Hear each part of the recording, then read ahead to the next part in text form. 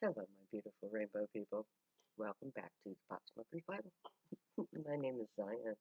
I'm the author of the Pot Smoker's Bible, which contains the prophetic book of Zion, where I get my name and authority. It comes from the Ketuvim, or Hebrew text. I use the King James Version of the Christian Bible, however, to put together the prophecy of Israel from the scattered testimony of the various Old Testament prophets. It became the book of Zion, and I found contained within it a set of instructions that I was uniquely qualified to undertake. So I did. I fulfilled every stipulation of the prophecy, up to and including publishing peace, which was the last thing on my to-do list to set the stage for the prophecy. And in order to publish peace, I have been reading to you from the Book of Zion and the Pot Smoker's Bible, and since 420 of last year.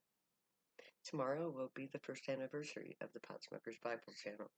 Yay. And today, for the second run through, I'm reading to you from the 27th chapter of the Pot Smoker's Bible. It contains the 24th and final chapter of the Book of Zion. I'm going to take up where I left off last time. It goes like this. But neither house of Abraham, Israel, or Ishmael ever became the priests the great intended them to be. Neither branch of the bloodline bothered to do God's will. Israel wanted to be like other nations, not to be a nation of priests, and Islam just seemed to want revenge from Israel for their father's rejection of Ishmael. So neither brother took up the calling. So Zion was created. We are not of the blood. We are of the spirit of Abraham. Our father Abraham was a friend of the Grey. He worked with them to ensure the future of humanity, and his true descendants rejected his inheritance. So Abraham left his message to the priests of Zion, adopted children who embody his spirit and knowledge. He did so through his actual children, but Ishmael and Israel, both Ishmael and Israel, who had rejected Abraham, his priestly heritage. If either bloodline had heeded the Grey or their father's wishes, this would be a wonderful society, like Zion will be. There wouldn't be any need for Zion, but neither son was obedient to their father's wishes, nor did either take on the family's obligation. They were meant to. They were meant to be priests of the Grey. Instead, they chose to be humans, not to serve humanity. So, as a result, humanity went native. We had no God to advise us. We had no means to overcome our baser instincts. So we reverted to a more primitive state. Jews were meant to be priests of the Grey, not ordinary humans. We can't change the fact that Israel failed us, nor can we look to Ishmael for salvation. Neither bloodline has the desire to be preached. They don't feel the call on high. They fear the voice of God. They just never embraced their family's heritage. Neither bloodline followed in on their father's footsteps. Neither can change that now. That is why Zion was created. To be by nature what Israel and Ishmael are not. Because it takes a certain type of person to be able to give of themselves for others. To dedicate your life to aliens who require you to give up your free will so that they can use your body, that isn't easy. Zion was created to do just that. To be a priest of the Grey, you must be a telepath. Drug use is required, but not everyone finds drug use tolerable. Some people just aren't meant to serve, not through drugs. The Zionite priesthood was created by gathering together all those who by nature enjoy the drugs, therefore creating a priesthood that wants to do drugs, and it is telepathic. But it's not just that we enjoy the drug use. We also have a desire to create joy and unity. We by nature are humanitarians. We are helpful. We do tend to seek out those in need to give them aid. We also have the desire to serve others. We by nature are priests. We serve others. It's not just the drug use that makes us Zion. We embody humanitarian service.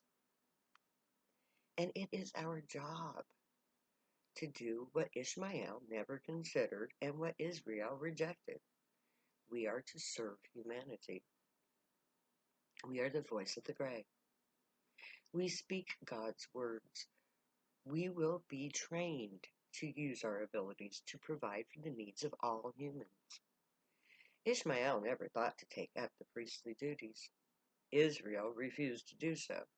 So Zion was created to do what no blooded son of Abraham would. We Zionite priests will gather to Abraham roughly 1/3 of the human population. Abraham's mission is to save life on earth. Brothers, you missed the whole point of being the sons of Abraham. You were supposed to guide humanity through time. You were supposed to advance all humans.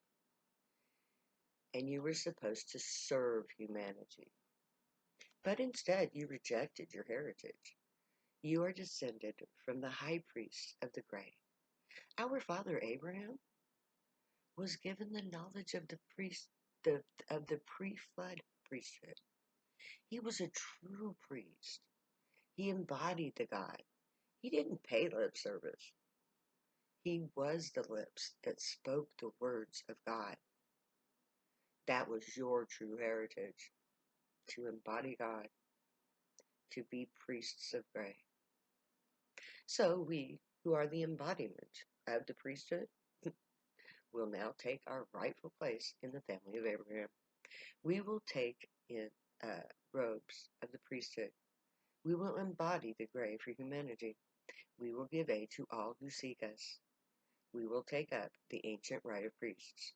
We will become what Abraham always intended his children to be, priests of the gray. And as priests of the gray, it is our duty to gather all who seek salvation. We will gather not only our family of Abraham, but all humans who choose to be saved by us. We will be the salvation of life on earth. We will provide for the future generation of life on this planet. We will ensure that there will always be sons and daughters born to Abraham.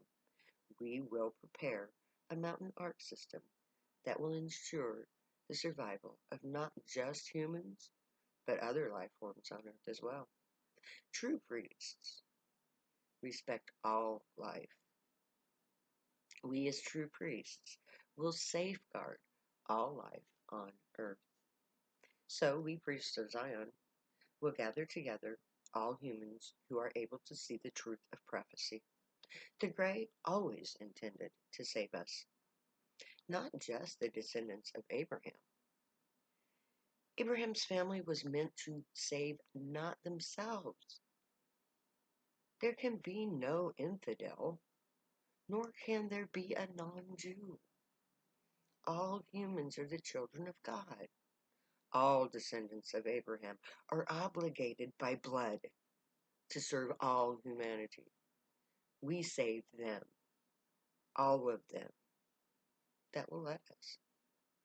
Which brings us to Jeremiah 4:6, which becomes Zion 24:19. Set up a standard towards Zion. Retire, stay not, for I will bring evil upon the north and a great destruction. This is why we must create Zion and gather together as many of us as we can. We have to prepare for what is coming. This destruction of the north and this great evil are unavoidable. The only way to survive is to prepare. We have to save ourselves. I can't tell you when this next event will occur, but it's not the firestorm.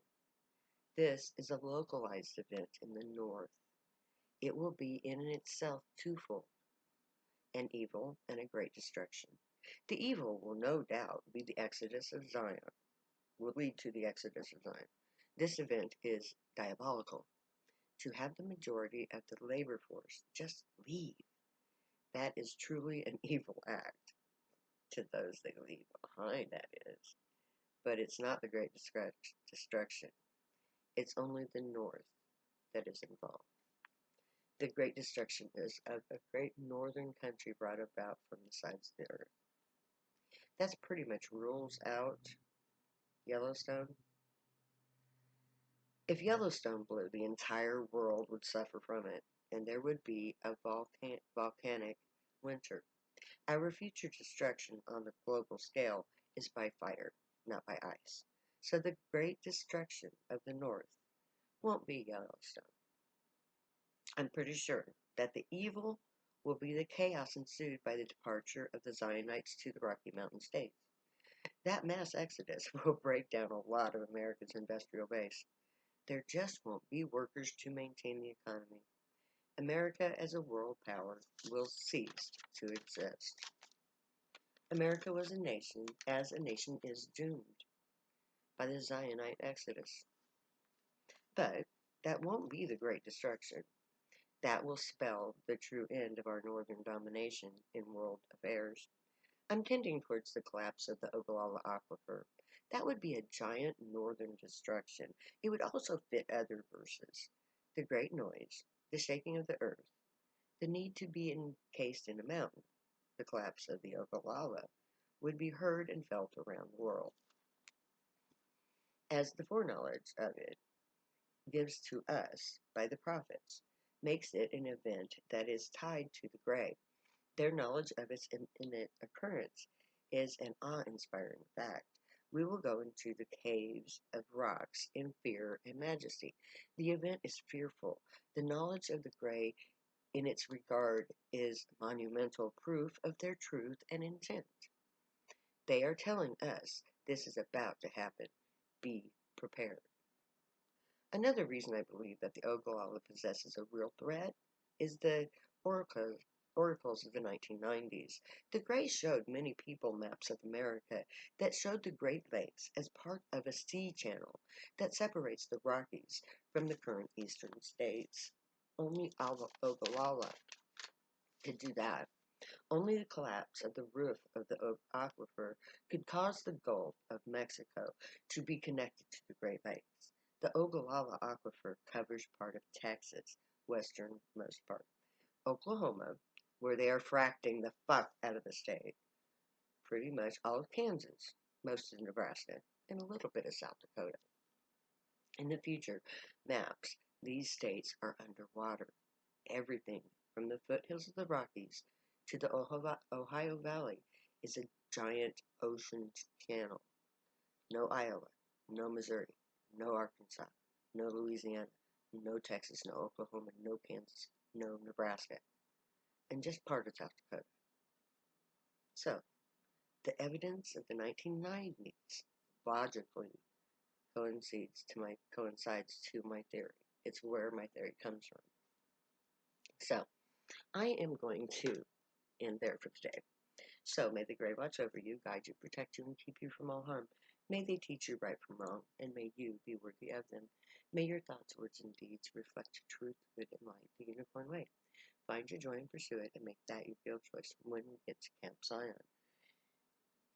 Hopefully soon. If you use drugs, stay happy and high. You have every right and reason to. Believe me, I know. I wrote the books about them. My name is Zion. I love you way too much to ever say goodbye. So I'm going to say later now.